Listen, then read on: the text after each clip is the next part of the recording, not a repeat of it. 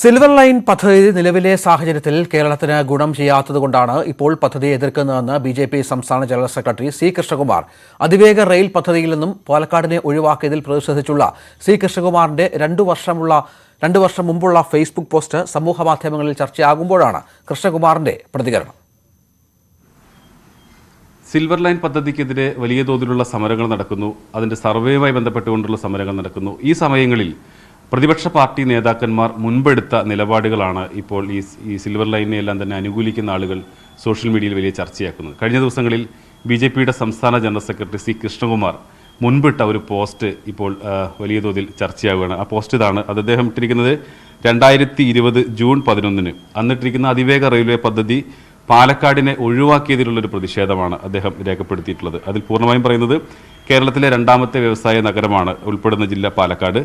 100 കണക്കിന് ആളുകൾ തിരുവനന്തപുരത്തേക്ക് ദിവസേന പോകുന്നു. RCC, ശ്രീചിത്ര ഉൾപ്പെടെയുള്ള ആശുപത്രികളിലേക്ക് പോകുന്നവർക്ക് വലിയ യാത്രാക്ലേശം ഉണ്ടാകുന്നു. അത് കുറയ്ക്കുന്നതിന് വേണ്ടി ഈ പാലക്കാടിനെ കൂടി ഈ അതിവേഗ റെയിൽവേ പദ്ധതിയിൽ ഉൾപ്പെടുത്തണമെന്നതാണ് അതിൻ്റെ ചുരുക്കം. ഇപ്പോൾ നമ്മളോടൊപ്പം സി കൃഷ്ണകുമാർ ചേരുന്നുണ്ട്. ഇപ്പം മുമ്പിട്ടൊരു പോസ്റ്റാണ് ഇപ്പോൾ വലിയ തോതിൽ ചർച്ചയാവുന്നത്. അപ്പം ഇപ്പോൾ സിൽവർ ലൈൻ പദ്ധതി വരുന്നു, പിന്നെ ഇതിനുള്ള ഒരു പ്രതിഷേധം BJPയുടെ ഭാഗത്തുനിന്ന് ഉണ്ടാകുന്നുണ്ട്. ഈ ഒരു പോസ്റ്റും ഇപ്പോഴത്തെ ഒരു നിലപാടും തമ്മിൽ എന്താണ്? BJP രാജ്യത്ത് അതിവേഗ റെയിൽ പദ്ധതികളും അതുപോലെ തന്നെ അടിസ്ഥാന സൗകര്യ വികസനത്തിൻ്റെ കാര്യത്തിലെല്ലാം BJP വളരെ പോസിറ്റീവായിട്ടുള്ള സമീപനമാണ്. ബുള്ളറ്റ് ട്രെയിന്, അതുപോലെ തന്നെ ദേശീയപാതകളുടെ വികസനം, മെട്രോ ട്രെയിനുകൾ, ഇത്തരത്തിലുള്ള പദ്ധതികൾക്ക് കേന്ദ്ര ഗവൺമെൻറ് അനുകൂലമായിട്ടുള്ള നിലപാടാണ്. BJPയുടെ അതേ നയം തന്നെയാണ്. പക്ഷേ കേരളത്തിൽ ഞാൻ ഈ പോസ്റ്റ് ഇടുന്നത് 2020 ജൂണിലാണ്. അന്ന് ഈ പദ്ധതിയെ സംബന്ധിച്ച് യാതൊരു വിധത്തിലുള്ള വിശദ വിവരങ്ങളും പുറത്തു വന്നിട്ടില്ല. അന്ന് ഈ പദ്ധതി പ്രഖ്യാപിച്ചു.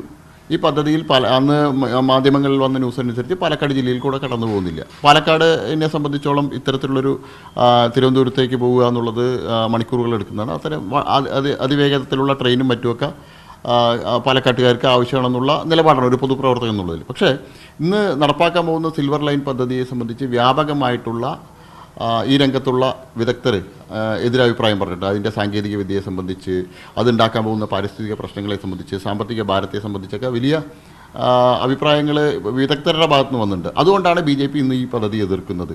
ഈ രാജ്യത്ത് ഈ പദ്ധതി വേണ്ട എന്ന് തന്നെയാണോ?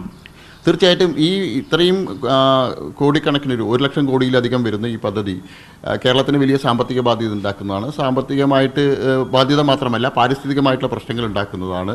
പിന്നെ ഇതിൻ്റെ ഉപയോഗിക്കുന്ന സാങ്കേതിക വിദ്യ നിലവിലുള്ള റെയിലുമായിട്ട് കണക്ടിവിറ്റിക്ക് പറ്റാത്തതാണ്.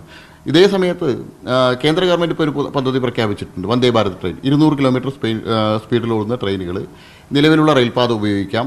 ഇപ്പോൾ കോയമ്പത്തൂർ മുതൽ തിരുവനന്തപുരം വരെ അതിവേഗ ട്രെയിൻ കേന്ദ്ര ഗവൺമെൻറ് പ്രഖ്യാപിച്ചിട്ടുണ്ട്. അത് വരുന്നതോടുകൂടിയിട്ട് കേരളയിൽ അപ്രസക്തമാവുകയാണ്. ഇതിനെക്കാട്ടും വേഗത്തിൽ തിരുവനന്തപുരത്ത് നിലവിലുള്ള ബ്രോഡ് ഗേജ് ലൈൻ ഉപയോഗിച്ചുകൊണ്ട് യാതൊരുവിധ പാരിസ്ഥിതിക പ്രശ്നങ്ങളും അധിക സാമ്പത്തിക ബാധ്യതയില്ലാതെ ഒരു പദ്ധതി വരികയാണ്. ഇത്തരം പദ്ധതികൾക്ക് ഞങ്ങൾ അനുകൂലമാണ്. അതിവേഗ ട്രെയിനിനെതിരല്ല. വന്ദേ ഭാരത് ഇതിനെക്കാട്ടും വേഗത്തിൽ ഓടുന്ന ട്രെയിനാണ്.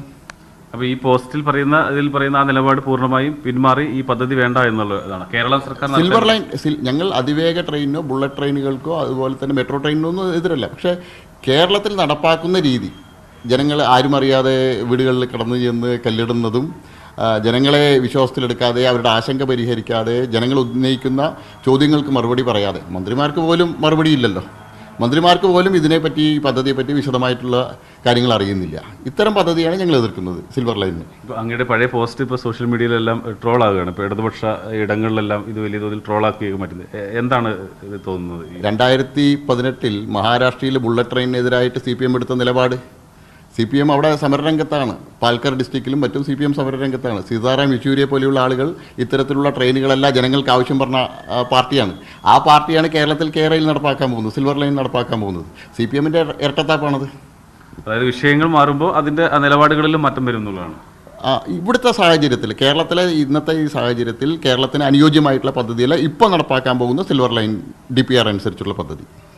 ഇതാണ് കൃഷ്ണകുമാറിൻ്റെ നിലപാട്. അതായത് ഈ ട്രോളുകളിലൊന്നും അദ്ദേഹം അത്തരം കാര്യങ്ങൾ പറയുന്നില്ല. കാരണം ഇപ്പോഴത്തെ സാഹചര്യത്തിൽ അന്ന് പദ്ധതി പ്രഖ്യാപിക്കുമ്പോൾ അതിൻ്റെ വിശദാംശങ്ങൾ വന്നിട്ടുണ്ടായിരുന്നില്ല. വിശദാംശങ്ങൾ വന്നതിന് ശേഷമാണ് ഈ ഒരു നിലപാടിലേക്ക് വന്നത് എന്നാണ് അദ്ദേഹം വ്യക്തമാക്കുന്നത്.